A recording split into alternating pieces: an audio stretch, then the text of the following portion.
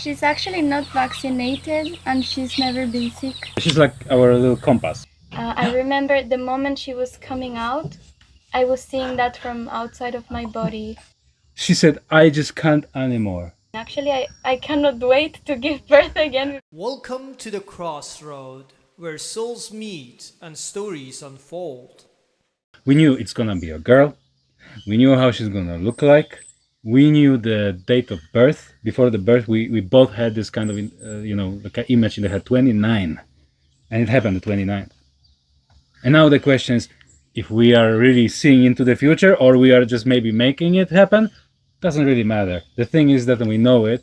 And it happened. And we trust it. Yeah. I don't think it was on. Does it hear from here? Yeah. I don't think it was only that we are intuitive. That is that everyone is, but we tend to disconnect from that intuition. Yeah, that's a very good point. We all have the intuition, but the point is, are we listening to our inner self, to that gut feeling inside of us? Yeah. And you guys didn't even choose a boy name. You guys just chose a girl name because you already knew she's gonna be a girl. Yeah. If we would try to think about the boy name, it wouldn't come. Like we would maybe read some names. No, it's nothing coming. It's gonna be a girl. She mentioned you were the one delivered the baby. All right. She came from the mother's womb to the father's hand. Mm-hmm. Being in that safe zone, how did it feel in that moment when you held your baby, something you never experienced, nobody trained you, or it's just you live it on the spot. She's obviously living it on the spot, giving birth, and you're there grabbing the baby. And who cut the cord, by the way? You guys you cut the cord. Yeah. And what was going on in your body, in your mind? Can you tell us about that? Did you ever try bungee jumping? No, but I'm actually about to do it. Maybe next month when I go to Bohol. But no, actually, I was very calm because the setup was so relaxing. Like we had a bath with a warm water. The light was low and orange. The candles, like the candlelight. So you guys had a setup for incense. Yes, the meditative music that was just going on for hours, and basically grounding all the time, just processing this energy, And this practice I've been doing for some years already. So this helped me to kind of guide it in a right way.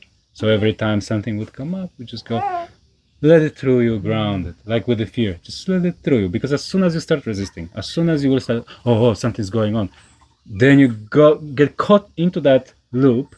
Instead of just process it, leave it and be present. Then everything just goes how it's supposed to go. Right? So your main focus was to stay grounded. Yeah.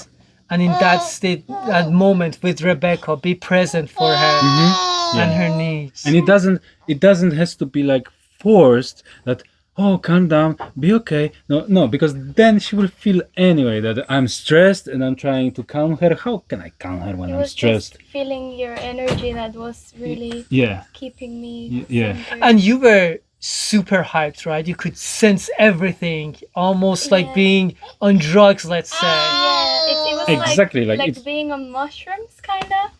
It was really spiritual. I don't remember. That's why I don't remember. You don't remember much of it, yeah. You lose this sense of time and space. I remember the moment she was coming out, I was seeing that from outside of my body. You had out-of-body experience. You would see yourself and the baby. Yeah, I even felt at some point like my friend passed away, and I felt she was in the house, like guiding, kind of. You felt her energy. Yeah. And you said moment of birth wasn't painful because you were actually maybe outside of your body having that experience. I was shouting for so long, like really screaming, but it wasn't from pain. It was more like a release, like a cleansing inside. Cleansing, like chakra opening. But I don't basically. remember pain. Actually, I cannot wait to give birth again because it was amazing. It was really So you powerful. actually enjoyed the experience for you. It's like, I want to experience that Yeah, again. yeah, wow. Because actually, you know what I think women are scared the most about the birth because they see this in the movies or hear about it that the women just scream, you know, fully like, and it's not from the pain. It was actually she was basically screaming every exhale she would do that would be scream from 11 until like 4 in the morning. I don't remember how long. 5 hours. But if you are tuned to it, you feel that this scream actually doesn't come from pain, but comes from like kind of the animal inside that is Yeah. just opening to like The express. universe. Yeah. It's Yeah. something wild. It's, Yeah. Yeah. Yeah, and And moving like an animal. mm, Yeah. yeah. It was Very like tense. a Very nice. primitive, like a primal. Primal. Primal Primal energy. experience. Very nice. Mhm. So you guys were more in your primal states, that you're sensing everything, feeling everything, having this setup to ground yourself, being connected to the earth. Both there and there, because you are in this primal, you feel the emotions, feel the hormones going on, but at the same time, you know what is happening, and you know how to ground it. You know how to, you know, be calm in the situation because you know everything is fine. Yeah. It's a natural process. Like Mother Nature do it through you. Yeah. You don't have to help it. You don't have to do anything. Yeah. Actually, this is very important. That we didn't prepare physically. No? Yeah, physically we didn't prepare, we didn't learn, when to push, how to push. Just let it do the nature. But the very important thing happened around like 15 minutes actually before she was born. 15 minutes before. Rebecca was screaming, and okay, she was a bit tired because it was all night, right? And at, let's say she was born at 5, Rebecca at 4:45 or even 4:50 said something like this. Oh, I want to rest. I cannot anymore. And I knew, okay, so the ego gave up. She said, I just can't anymore. And wanna with this sleep. moment, I said. she said, I just want to sleep. And with this moment, like this light appeared, okay, the ego let go. Yeah. That means just now she's surrendered. Yeah, surrendered. She didn't want to try anymore to push her out. I give up. I don't want anymore. And with this moment, with the next contraction, she feels like, okay, I think it's happening. She went to the pool, and that was it. Like 2-3 contractions, Baby's and out. she went out not like, you know, just a little bit head, and then she just went until the waist, you know, until and then it was just basically one push. Really? Yeah. Ah.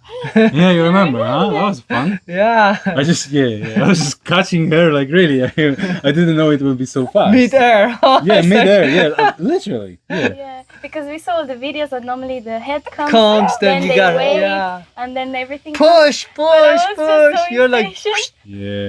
Yeah. Oh, but the thing is, we saw, I think, all the videos on YouTube, like raw videos of the like a natural birth, home birth. And I have to say, on the beginning, I saw the first video, I was traumatized. Like I really, she wanted to show me more. I'm like, I need at least a few days to process it. But then after we were watching it and like feeling it, all fine. So that's important. Even some women, they knew how to remove the cord around the neck from the baby. Yeah, we saw like the baby was wrapped, you know, with the umbilical cord. The woman would just grab it, pull around. It's fine. The baby, it's not breathing since 9 months. It can stay a little bit. Yeah, for us it feels dangerous because we associate that to breathing, but baby doesn't breathe through the lungs yet. So even the cord around the neck is not dangerous as it looks per se for an adult. Yeah. So now you guys have this baby for about 5 months, little over 5 months. Tell me about the emotional connection. Like you said, she's the extent of your body, and how like if you're stressed or have an anxiety, then the baby feels it, and when you're calm, baby's calm. Like how it almost imitate you guys' emotions. and react accordingly. Yeah. Even before we even notice these emotions, she reacts to them, and then when we notice them and when we don't resist to them, then she stops crying. Yeah, right? Mhm. Yeah, she's like our little compass. Yeah. Yeah, it showed us when we don't act out of our own good, but for example, we would like to do something for someone, then she would start crying. With the moment we give up on that and we say, okay, let's just take care of us, then she's fine. So it's like showing us really, So she kind of shows you what's inside of you, if you're aligned with your true self or not. If you're not, she cries, exactly, letting you know you're veering off course. exactly. Even if you think that you are doing something out of good, like, I don't know, visiting someone who you didn't see for long or something like that, no, you have to take care of yourself first. And when you will try to like sacrifice yourself, then she will let you know about it. Yeah. And there's another thing. The other day she bumped her head slightly on the table and you didn't react. You guys didn't react. And she kind of looked at you and then she smiled like, oh, nothing happened. Then you mentioned before, like, it happened that you may reacted and the baby cried, Yeah. even though it wasn't anything drastic. Yeah. So she kind of look up to you every time something sudden happens to see how she should react. Yeah, If you stay composed, she also stay composed. Yeah. exactly. Yeah. But also it works other way because, like I was telling you, I was doing a tea, right? And I was carrying her in one hand and having a teapot in the other hand, and I was just walking, opening the door, and at some point she touched with the foot the teapot, and I'm like, the tea there is hot, so she would burn, and I did like inside me, no? And she started to cry, but in the same second, I'm like, wait, I added like half of the teapot is a cold milk, so the teapot is not hot. And I went calm, and she got calm. And I touched it. It wasn't hot actually, but she got scared because of my reaction. It wasn't the teapot that made her cry, it was your Yeah, reaction. my fear. Yeah, so it's mostly she cries to your fears and your reaction than actually what happens in the outside world. Yeah. Even not only with us as parents, with other people too, we can feel that if someone is feeling some emotion and they are hiding it, then she's crying when she's with them. No, Mm. Yeah. she Yeah. feels everything. If someone So is stressed, yeah. When you are around her, you really need to be authentic, right? Like we talked about the other day, she's like the master Buddha, like, you know, completely in tune with life, like where we want to be, kind of as adults. Yeah. And you can all sense that in her, that she's very attuned to emotions, to the Yeah. way things are. Yeah. Yeah. And she's letting go things, like she's so present. For example, you carry her and there's a chicken, no? And she's following the chicken disappears, so she's like, oh, something else, not thinking about the Chicken anymore. just present with the flow, everything what happens, she's there. She's you know? always here at Yeah, this yeah, yeah. very moment. She had the, just before a second, and now she completely forgot about it. about it. Yeah. But when she has it, she enjoys it fully, Yes. right? That's something That's, that yeah, it's- exactly. We so also try wise. to do if we can, as adults. Yeah, all the difficult. meditation is just to learn that skill, exactly. you know? That's very true. No attachment. Rebecca, what is baby eating? What is baby eating? Yes. Exclusively, you breastfeed breastfeeding, her. yeah. Right? Yeah. Just natural milk. Yeah. And I'd like to mention this. So I studied this some time ago, that when you breastfeed the child, the saliva from her mouth Yeah. tells the mother that what it's lacking in nutrients, whether it's fat, protein, all that. And the mother's body prepare the exact nutrients the baby wants on the next meal. So every time she breastfeeds the baby tells you that, hey, this is what I want. She orders her next meal. And next time you breastfeed her, she get exactly what she ordered.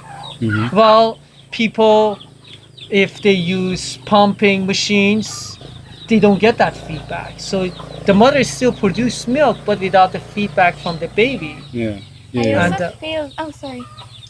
One more thing I wanted to mention. You also actually give her bacteria through your breast milk. Even the immune system, she can tell that I need something to digest the milk better. Yeah. Or some bacteria you give her that teaches her immune system on how to fight against invader. It's basically natural vaccine Yeah. that comes from your body to hers. Yeah.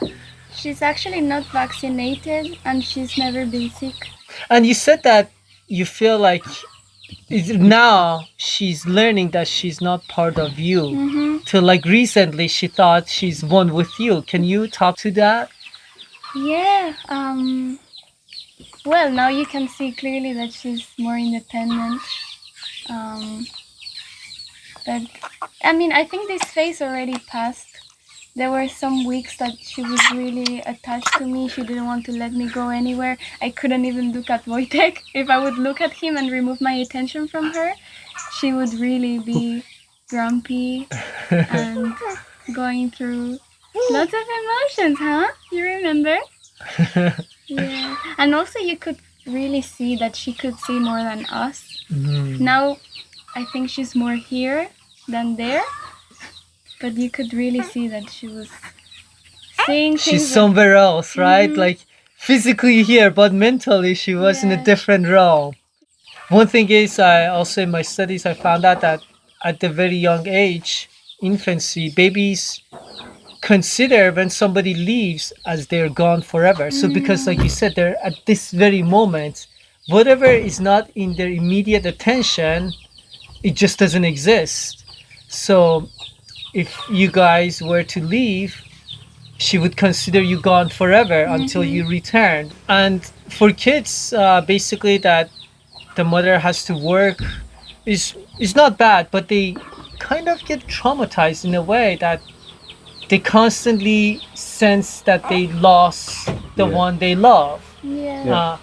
And mother especially, they're more attached to the mother at first, especially after birth. So it's good to be around the baby Yeah. to provide that security that I'm here for you. I'm not going anywhere.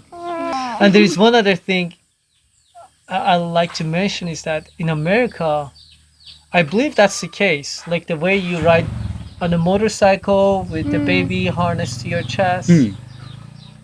If you do that in America, you probably go to jail, Yeah. and they will take your baby, and you lose your parental control. Mhm. But I've noticed every time you're about to go, the baby's elated. She knows it's gonna be a fun adventure. Then Yeah. you come back, Look, it I is see her mentioned. passed out. Like she has Yeah. so much sensory overwhelm that she gets exhausted and Yeah. she sleeps. Yeah. Yeah. It's like the joy that the modern world kind of takes away by being too cautious or too safe. Yeah. Yeah. But it's weird that we kind of stop trust ourselves with time, you know, because we start to listen to all of the dangers around, and that's why we kind of become cautious. When in reality it's it's a little bit different story. Like we are safe, they are safe. Like until we are stop believing ourselves, trusting ourselves. And that's actually brings me to the next thing I wanted to talk about.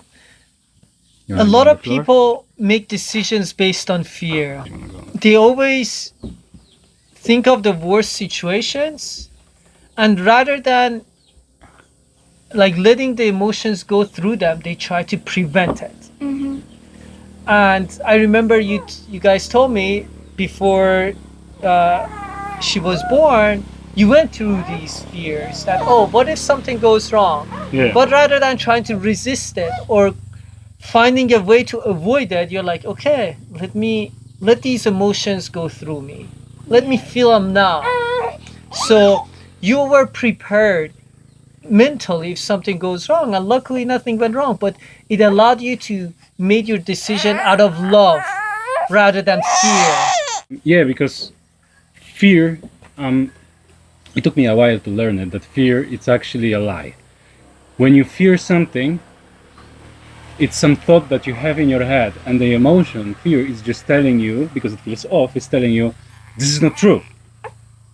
And I verified it, like it took me a while, but I really verified it that every time I would fear something, that would be a lie. It's not gonna happen. And that taught me that every time I have a thought and I start to feel fear about it, is because this is not gonna happen. Right? So, but the more I will be thinking about it and fearing it, I'm actually directing myself towards that thing to happen. To happen, yes. So every time this fear would arise, and it would happen, for example, because we would talk to our parents, because as soon as we told our families that we want to give like a birth at home, the they fear would come. start to just tell the stories that, okay, it can happen this and that the cord can go around, that can be some other complications. But every time they would say these things, we would feel a lot of fear. Every time after the phone call, I would be like, you know? But then, okay, I have this fear, so that means it's not going to happen. But I want to process it. I want to allow this fear to just go through me, leaves me, and then I'm like, it doesn't make me scared anymore, this thought. I can think about it, and I feel fine. I know everything will be fine. This is a knowing, right? Not even believing, but it's knowing. Knowing, yes. And then later we would be like, we should we call them again? You know, like before the birth, because they will give us another Yes. fears. And say, okay, let's call them. Let's take those fears, process them, and we are safer. If you made it this far, you'll probably be interested what comes next. Stay tuned.